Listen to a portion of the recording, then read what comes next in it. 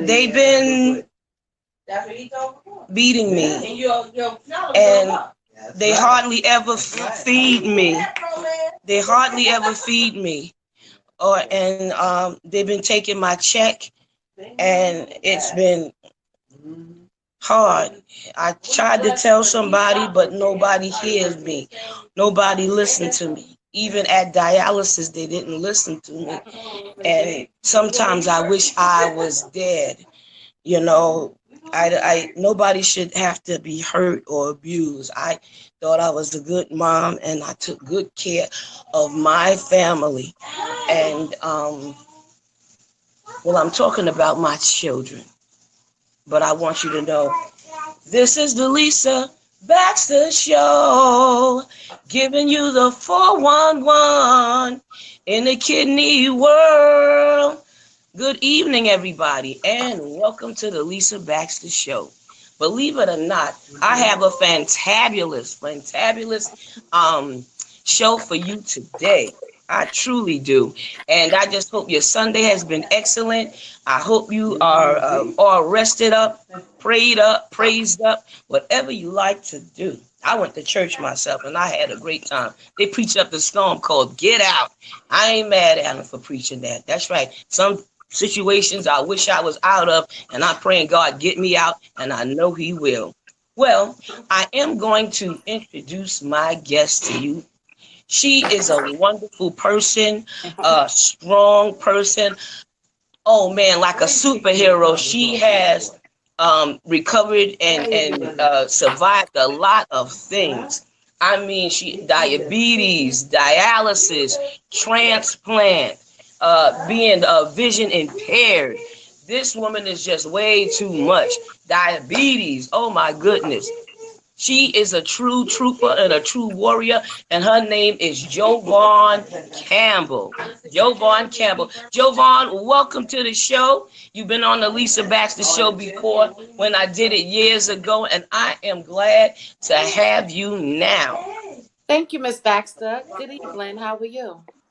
Oh, I'm alive and kicking, girl. Alive and kicking. In spite of challenges, oh yes, I am alive and kicking and glad to be here and do it. And just glad to have you. Thank you. You are so welcome. You are so welcome. We are going to take the bull by the horns, and we're going to fly this plane right tonight. Okay. Okay? Yes, All ma'am. right. Move the camera up a little, sweetie. Ah, bless your life. I ain't mad at you. You better go ahead. Beautiful. Beautiful. Beautiful. Okay. Listen, you since you a triple warrior, we're gonna take all your journeys and we're gonna break them down and run them down and let the people out there know how triumphant you are and all the battles that you've been to. Okay. All right. Tilt the candle a little bit because I can't see your eyes. Like that? Okay. See, Steve can see you better than I can. Okay. Is All that right. better? Okay, move it up a little. Just up a little. Like that? Move it up. He sees you. I don't. I mean, there. You go. I can see you. Leave it Is there. is that Excellent. better? Don't move. Yes, Okay. I can see you. He might have a difficulty with the bright light thing, but right now it's excellent. Right there, I ain't mad at you. Okay. Beautiful.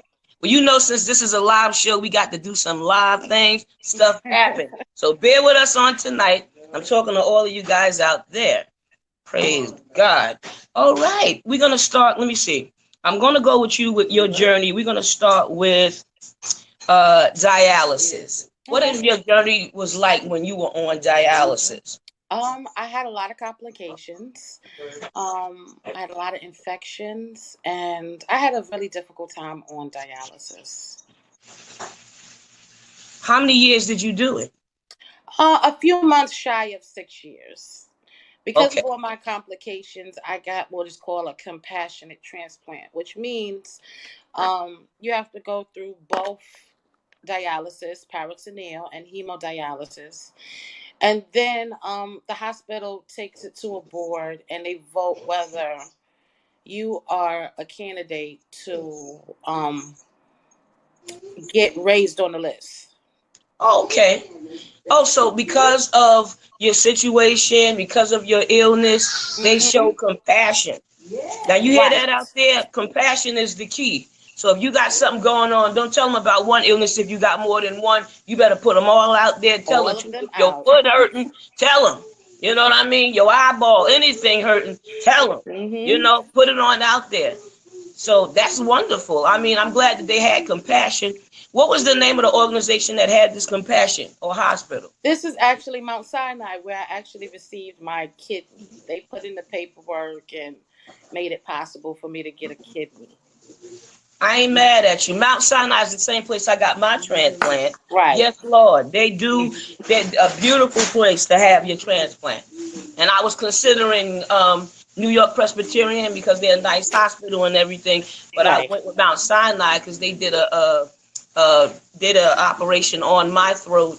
You know, the parathyroid situation. Right. So once I fell in love with them over how they treated me and what they did and how they did it and no marks, I said, well, I'm gonna stick with them with the transplant. So I'm Hmm. glad that you um were able to get with them. How old were you at that time, sweetie? When I got a kidney, I was 31. 31. Yes, I was Okay. 31. How old were you when you went on dialysis? I was 25 when I went on dialysis. Okay, okay. Now, okay, so dialysis was tough. What were some of the tough things about it? The toughest thing is honestly the weakness and the infections and spending so much time in the hospital and away from our family. That was the most, I guess, that was the hardest thing for me. Oh, that was the hard. Okay, that was Yes. hard. Staying away from your family. Yeah, you need your family. Even though they come up to the hospital to visit, it's still not home. So I No, it's not. understand.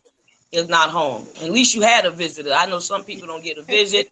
Family lives somewhere else, and even when family live close, they ain't tight like that. They ain't meshing like that, and that's a shame and it's sad. Yeah, I have a very supportive family. Even when I was at dialysis, as you know, my brother, my sister, my dad, my mom, they would always come and make sure I was all right or take me, or they were very involved in my whole dialysis and everything that was going on with me. Well, that's how families swing and do. At least yours did. I watched them bring you. I watched them made sure everything was all right before they left. I Yep. watched them pick you up. I was so happy to see that because my husband was like that with me, and I Right, had I a remember. supportive family. So, but Hmm. your father, my God, ah, what a trooper! And for the kids to be, you're the oldest, and for the younger ones to chime in. You know, sometimes young people say, oh, Yeah. I don't feel like it, or I don't want to do it, or I No, gotta take a. They no, were they. sweet Mhm. and respectful. Go ahead, sweetie, say it. They were very involved. They were very Surely, unselfish and involved with they sure were. me being sick and everything like that. Yes, yes, and that's a good thing. I had your mother on the show a couple of weeks ago. She did a Hmm. great job. I mean, she really went in. Sometimes, I want to know the side of the caregiver or the Hmm. side of the family member. The doctor's side, our side, Right. everybody's side. So everybody Hmm. get a good picture of what we're dealing with, what we're going through, and how they can help us. Because we need people to help us out here. So we want them Yes. to hear it so they do something about it. Hmm. Okay, so you had the help and everything on dialysis. All right, so what's went on with your transplant? Well, the day that I got my transplant, it actually just made 6 years on the 1st of October. But the day that they called me, I was actually in dialysis, getting ready to come home. When my Okay, mom called and said, "Listen," they Jovan, said, stop 1 second, sweetheart. Tilt your camera up so we can see your eyes. Your eyes win. I don't know. Leave your camera like your phone in one place so it'll stay there. yeah, I it's don't touch mine. sliding. Yeah, it's sliding, so I'm It's holding sliding. it. Yeah. I know. I got like 50 books holding this thing up and tilting. So I know how you feel. It's hard to get it in one spot. But you're doing good. You're Thank doing you very good. much. You better go ahead now. You better go ahead. Now, back to that transplant. You got the call. When did you get the call first? I got the call on the 30th. They Uh-huh. called my mom, and then they called me or my mom, three-way them, and they told me there's a candidate, there's a kidney, there's somebody in front of me, and if they don't qualify, then the kidney would be mine. Uh-huh, So they uh-huh. called me about maybe 1 o'clock in the morning, and we had to Ooh, scramble and get dressed and get ourselves together, and then we were out the door, and we got wow. there maybe about 2, 3 o'clock. Did you pack a bag? No, I didn't pack anything. I just What? went. We just I went went. straight from work. I had the bag packed. Every time I had it packed, I was never able to take it anywhere because I was in the hospital 2 weeks before that, battling the cold that the kids gave me from work. But Right. wow, and you still, Well, I I ain't mad usually. at you. You Mhm. wanted to get to the hospital for the kidney. I probably would have left things too. No, you know what it is? I being that I was always having the issues with going in and out to the hospital, I always had my backpacks anyway. I always had my bag with, because I was in and out of the hospital so much. I had Yeah. a bag with, the necessaries that you need. Oh yeah. But my parents were back and forth, so it Oh wasn't wow. really a big deal. My dad came the next day or the day after that, and he brought my bag then. Okay. Well, you knew the routine. You knew the rundown. Yes, Was you ma'am. afraid at any point? Because sometimes dialysis is one thing, a fear of one thing. You know what I mean? I was always scared because all I heard about was the needles this, the needles that, taking all your blood out. I'm like, oh my goodness. Even though I had 6 siblings on dialysis, 2 aunts, an uncle, and my mother-in-law, Right. I still had my own thing going on. I learned that it was an individual thing. And even though no matter what people tell you, even though they mean good and they mean right and it does help, hmm you still got your own fears. You had any fears coming on dialysis? I didn't have any fears. I was more apprehensive. I wasn't really afraid. Okay. Like I was so ready for it to be done, and I was more excited and apprehensive than afraid. Were you angry? Was I angry?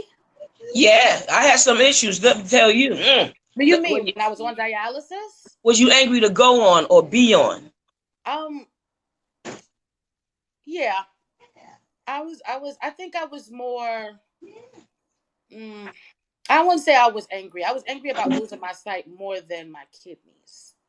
Okay.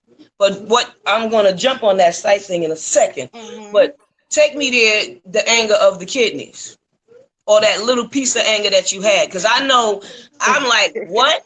God, you promised me I wouldn't be on no dialysis now. You know what I mean? And I ain't have no babies yet. All my family that was on dialysis had babies. Come on now. Do something here.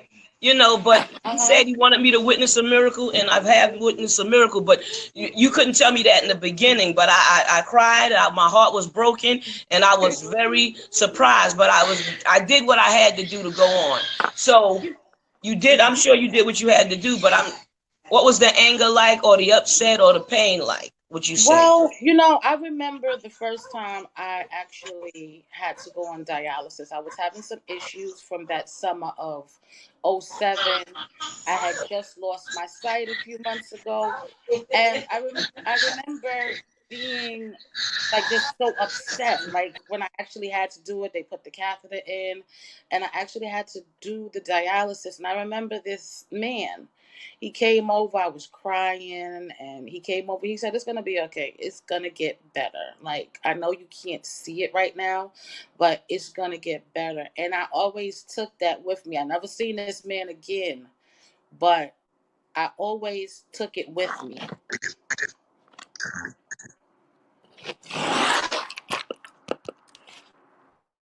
You lost your face a little there. I'm glad you had somebody to make you feel better. Oh, Lord. Well, we lost her for a minute, but I'm sure she is coming back.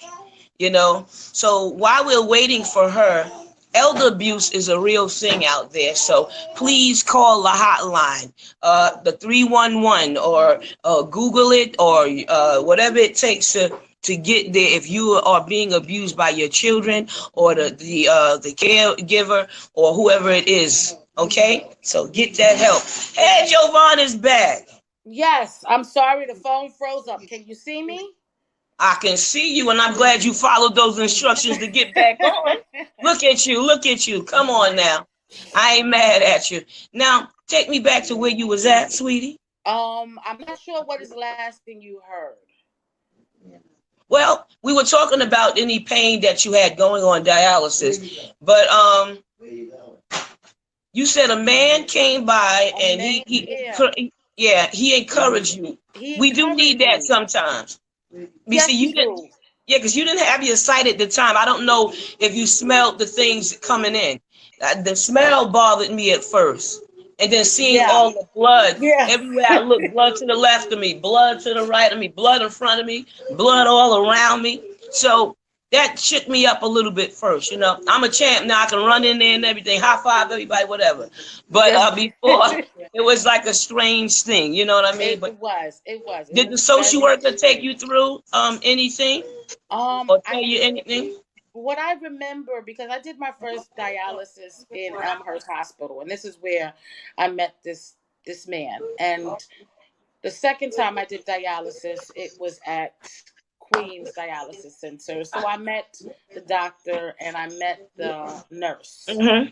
And Yeah. that is what I remember more than the social work. I remember the nurse and her kindness, and her kindness, she Lisa's always kind. She's Okay. always kind. And that's what I remember more than the social worker. He may have, but I Mm-hmm. remember more of the nurse. Okay. So, okay, I'm jumping around because you got so much beauty going on here. Now I'm going back to the transplant. Now, Mm-hmm. you had any issues with the transplant? No. Oh, yes, I did. I wouldn't call it an issue though. When I Uh-huh. first got the kidney, they call it a sleeping kidney. So when I Ah. first got my kidney, I had to do dialysis for a few weeks because it didn't start up right away. So they call it a Ah. sleeping kidney. So for maybe about 2 weeks, I had to do dialysis. And then the kidney kicked in and started working. Oh, so it And was sleeping. yes, it was sleeping. Took a nap. It took a nap. Uh-huh. Uh-huh. But how did you feel when it started to work? I was so excited. I was really, really excited. I was because it didn't start at first. They were measuring my urine, so I believe I had to get to like 1,000 milliliters a day before they Wow. would take me off dialysis. So remember the first time I actually got to 1,000 milliliters, and I was so excited. I was calling everybody, my mom, my dad, my boyfriend. I was calling everybody. Like, oh, I did Yeah. 1,000 milliliters, and then I happened to see the doctor maybe like 2 days later, Yeah. and the next time I went to dialysis, they go, "Oh no, you don't need dialysis anymore." So, Hallelujah. You had that big red thing you had to carry around. Remember that? what When did you they? had to put the urine in there for them to count it or see it or analyze it. I had the hat Oh, that you just oh, put in the toilet, and then it oh! measures I your remember urine. that. Yeah, yeah. Right. Mm-hmm.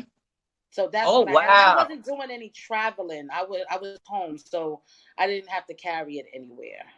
Oh, okay. No, well, I think that was before. I think when you get on dialysis, that was that red thing, and then, like you said, the hat was then because I had to do the Oh, hat I thing too. remember that. I remember that when I first got on dialysis. I do Right, remember that right. So yeah, container. You had to carry yeah. around for a day just to see how much they measuring. But I stopped making urine. I stopped making urine, so there was no need to measure I, yeah, I my stopped at urine eight after that. years. About 8 years, it started slowing down, and then by my 12, I didn't go to bathroom for 4. Oh, is that my phone moving around again? Here we go. There you go. Oh, hold it Sorry. now. Whoa, put it up a little bit, baby girl, so I can see your face. Oh, I'm almost seeing your pretty face. Move it up a little. Move it up a little more. Oh, I see your eyes. Come on, there you go. All right now, we're gonna take you to diabetes. What age did you find out you had diabetes? I'm actually a juvenile diabetic, so I became Yes. diabetic at 12, but they were watching me for um, a few years. I Uh-huh. was I was a borderline diabetic, and then I had to take steroids.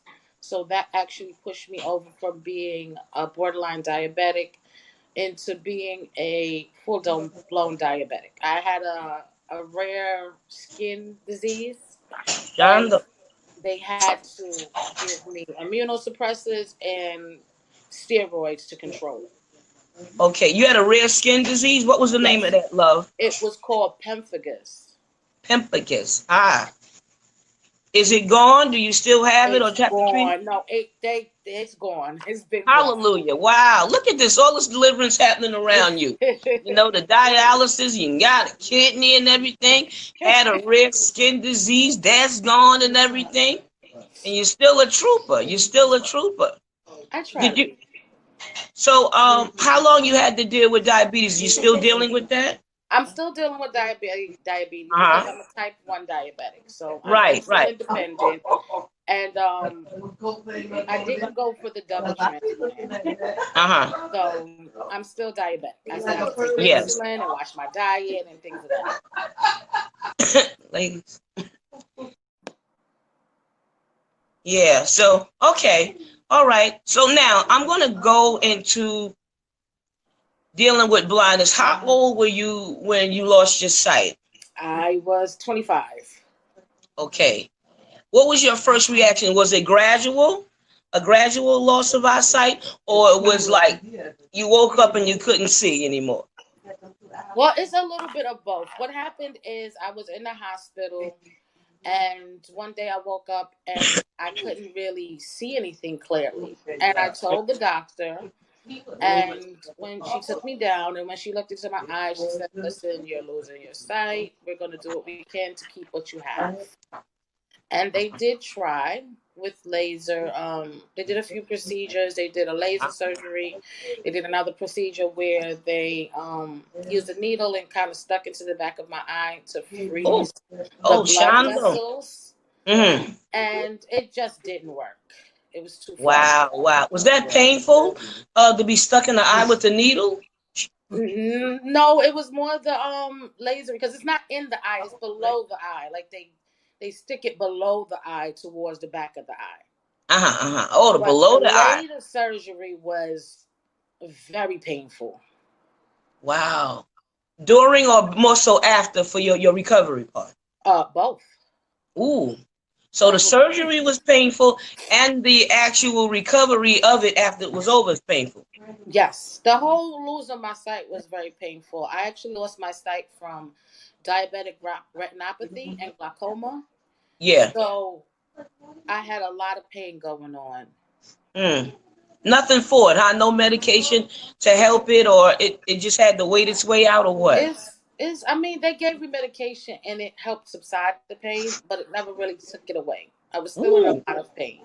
Mm. Wow, you are amazing, girl. You Thank know, I you. thought I couldn't love you no more than I already love you. You better go ahead now. You just better go ahead. You know, we had dialysis together in the Yes, we same did. center for Mm-hmm. some years, and we also, had the same hospital and everything. We Yep. remained friends and all. Yes, And we are. wow, wow, wow. I now some of that I didn't know you went through, but Well, I'm this glad you're happened able to kind of. share. This happened before we actually met. The losing of the sight and the pain and all of that. It happened actually before we actually met. Right, right. Right, right. And we hadn't talked about it too Mm-hmm. tough. Right, right. We talked about a lot of things on when you was on years ago, you know. So Right. but I guess at that time I had a different target about it, so that's why I brought it back. Got a little more to say, you know what I'm saying? So wow, wow. So let me ask you now, what was your first reaction when they told you was gonna lose your sight? Because I know that was a powwow. Here you're gonna lose your kidneys is a powwow. Here you diabetic is a powwow. Here you got a skin disease is a powwow. You got powwow after powwow, pow, pow, pow. So how was it with the sight? it was horrible in the beginning. I'm young and I'm losing my sight and I'm going through all of these things and then it's painful. Like it was very devastating to Oh, I'm not sure. just me but my family. Oh yes, yes. So it So wasn't yeah. just me on this journey. It was my Mm, family too, seeing me go through the pain and adjusting to things. It was very difficult. wow. So there was that. Well, did you have any depression? Did you cry? I You cried a know, lot. I cried a lot, and I actually tell this story to people all the time. But like when I lost my sight, I was devastated, and I was kind of wallowing. And for about 2 weeks, everybody just let me be. And then back then, wow, wow. So, but you also have a job, right? I actually had a job. Okay. What was you Uh, doing on the job you had? it was an internship. It was a paid internship. It was 6 months, and I Uh-huh. was working um, as an early childhood specialist intern. So pretty much what we did was people would Wow. call or come in, and we would help them navigate the New York City public system evaluation system, because these were people, or these were families with children who had a number of disabilities, from autism to physical disabilities to developmental disabilities. So we helped them just get the process started if they needed, or if they need to Uh, find someone, a facility that did the evaluation, so they could get their children the help that they needed to be as productive as possible. I love that. I love that because that's not an easy job. I'm a social worker and I see all type of things. But I love the fact that no matter what you were going through or dealing with, you didn't wallow and you took a job. And you didn't take an easy job. Not saying that all jobs aren't hard, but you Hmm. took a involved job. Because some of the jobs can stress you out, break your pressure high. Trust me. I know I went right back on the high blood pressure medicine. I didn't even know that I got off of it. And I'll get back on it. I told them it was my job. But you took a job that was a stressful job, even though it was an internship. You still did it, and you still dealt with it. You had hard cases, or did you have any victory cases? You know what? It wasn't more like a victory or a hard case, because we were assisting people. Right. So, we helped them to whatever they needed to do. And if they needed the help, they could come back. We also did follow up calls and things. But I loved the job. Like, I really, really loved that job. It was something that I'm interested in doing. When I go back to school, I'm actually interested in helping children get to where they need to be. So it was a Mm, great experience, and I can't even say it was a stressful job, because it really great. was a great job. Wow. Wow. Well, that's what it's all about. That's what the show is all about, helping people and resources. You know what I mean? Maybe Yeah. somebody out there have a special needs child that maybe need to know that agency if you know it. If you don't, Hmm. at the end of the show, I usually put things in comments. You can always give it to me or have it Okay. typed in. I put it up there or in there some kind of way. But what was the name of the agency? Actually, that agency, the program actually shut down. The Oh, state shut wow. Oh, okay. the state Yeah. shut that program down. Oh, I'm sorry So to hear that. it I think they implemented something else, but I'm not really sure what it is. But that actual program that I was working in, they shut it down shortly after my Oh, internship was wow. over. Oh, okay. All right. Well, there are many programs out there. Mm-hmm. Many programs out there. HRA has a lot of programs that deal with children, people, and families. Mm. So they're out there. That's Human Resources Administration for the people who don't know what HRA is, because I don't like to say something and not tell you what it means. You Right. know. So you also had assistance because I remember referring you with something, and you went on with something with, I think it was the League of the Blind or It was Helen the Keller. it was the New York. Actually, you gave me the paperwork for the New York State Commission of the Blind, and through the New York State Commission of the Blind, I actually got. This is how I ended up at Helen Keller, where I learned how to Beautiful. um, use a computer. I had assistive technology training, so I can use a computer. I can surf the net. Um, I could type up a Word document. I could do a lot of clerical things Ah, because of the training I've received from Helen Keller. okay. Okay. All right. I'm sorry. Excuse me. He can hear the back. Show is almost through, but I'm sorry about the background noise. Got a family. That's what happened. You got a family. What can I say? There's a baby. Yeah. There's my sister. There's a niece, Shondo. All right. So I'll try to do it in a business spot next time, but I like the spot. Anyhow, let me tell you. Okay, so you had a job, you had help, and you're still doing things. So I like that, and you have your own place. I don't have my own place. All right, I feel you. I know where you're going with it, but you have a relationship, and that's good because some Yes. people, when they wallow, they don't let anybody in, they don't do anything or have a normal life. But you do, you Yeah, do. You chance with yourself. I Yes, try to have as much normalcy as I can. I try not to let my disability define the person I am.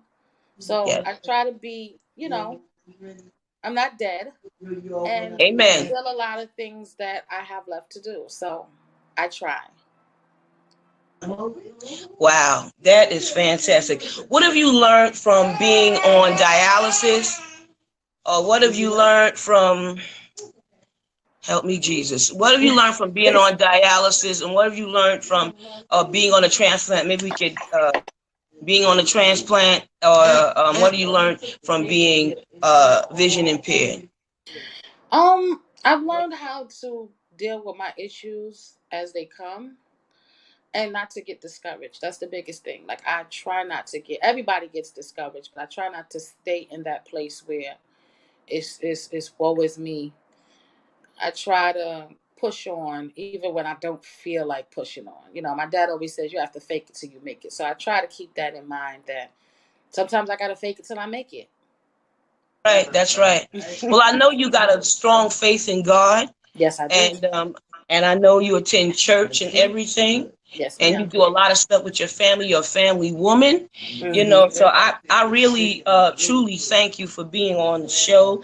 I thank you for pushing on in your life, and I thank you just for being a blessing in my life personally.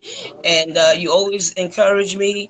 You always send stuff. It makes me cry sometimes because you allow me to love you and you allow me to help you, and you didn't push me away. I appreciate that, you and your family.